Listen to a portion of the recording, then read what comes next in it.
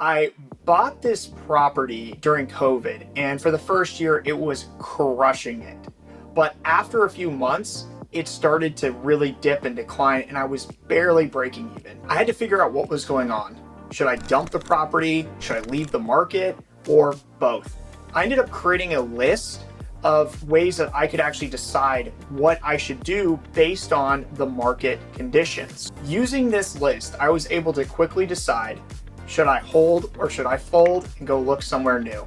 Also, I'm going to share with you the top 5 markets you should avoid right now. Usually when I see investors fold and quickly exit a market, it's all based on gut feeling.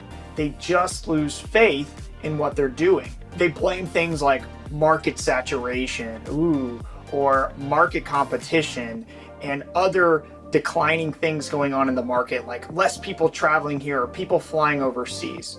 But rarely do they properly assess their property. I really like to break every property into one of these boxes.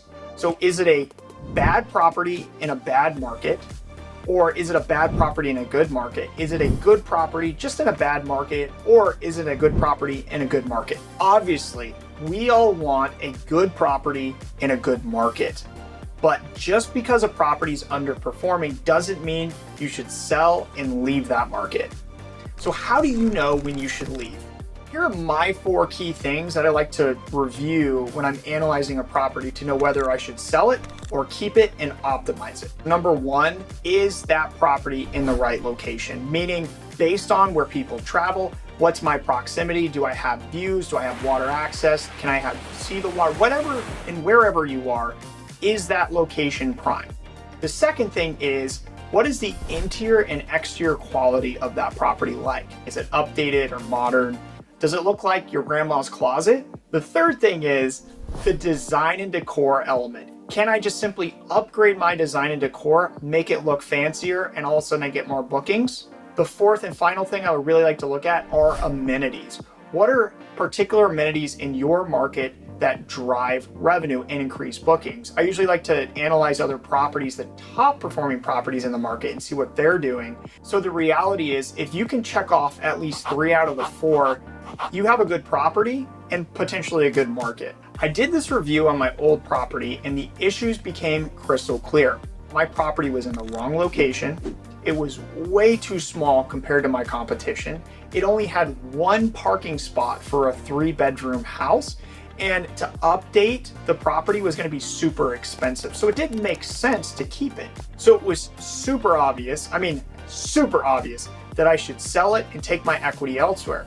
But the real question is, should I stay in that market or go look in another market? When we want to answer this question, it's a little bit more complicated because we can't just assume that there's greener pastures. We actually have to understand the data like occupancy and revenue trends on a long-term basis for different markets. Also, more importantly, we need to understand tourism and foot traffic patterns and demand across these markets as well. I like to use tools like Placer.ai for my demand traffic, and then SCR Insights for the occupancy and revenue growth in these different markets. Here are a few markets that I personally found that even though they have a really high demand and foot traffic, the data, the occupancy and revenue data say that due to increasing regulation, market saturation, or declining rents, you probably should avoid. Number 1, Myrtle Beach, South Carolina. Super popular, I know, but guess what? There are a ton of short-term rentals there and the supply has been ever increasing and the rents have been declining for over 6 months now. Number 2, Galveston, Texas. We're seeing some of the similar things in Galveston as well with declining rents as Myrtle Beach. Number 3, the Poconos in Pennsylvania. Great vacation market. However, we are seeing a ton, and I mean a ton, of market regulation in the tiny communities and HOAs. So you should really avoid it if you're a rookie and be very careful if you're an experienced investor. Number 4, Atlanta, Georgia. Now, the city council in Atlanta, Georgia is trying to limit how many short-term rentals that you can either own or manage in that particular city. So be careful. And number 5, Yucca Valley, California. Besides the taxes, there is an insane amount of market saturation there. Everybody ran there during COVID, so avoid that market like it's the plague.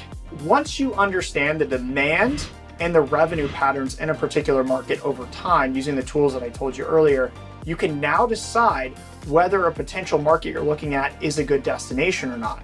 But here's the thing, what if you're in a good market already and you want to stay put?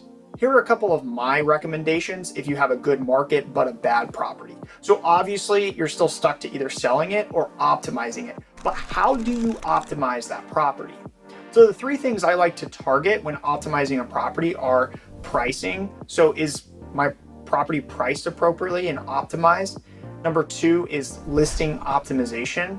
Do I have the right photos? Do I need to take new photos or update the copy of my description of the listing? Number three is the amenities. Can I add additional amenities that can increase bookings? I usually like to look at competitors in the market and see what type of amenities they have to determine what drives revenue and increases bookings.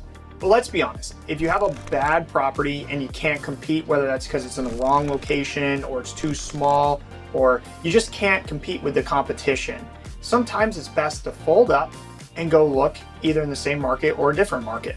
However, if it's a bad market and a bad property, you should probably fold and take your equity elsewhere.